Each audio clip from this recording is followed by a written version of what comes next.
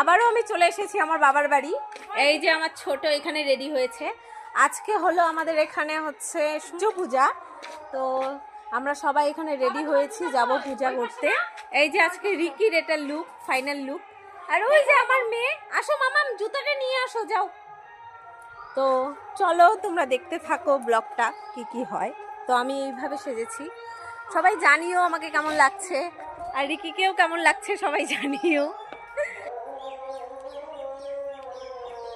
ধুত ধুত বয়সে বলতেছে ধুত, আমাকে জুতো না পরাই দিয়ে চলে যাচ্ছে।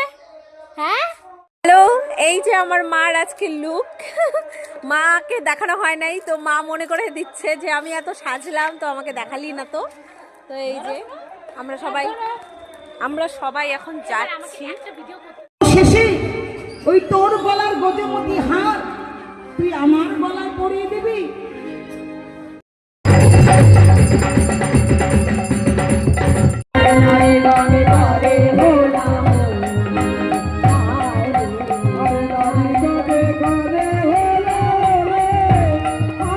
এই যে আমরা এখন সূর্য পূজা করে বাড়িতে যাচ্ছি। এই যে আমার ছোট ওপরে পড়েছে, নিচে পড়েনি।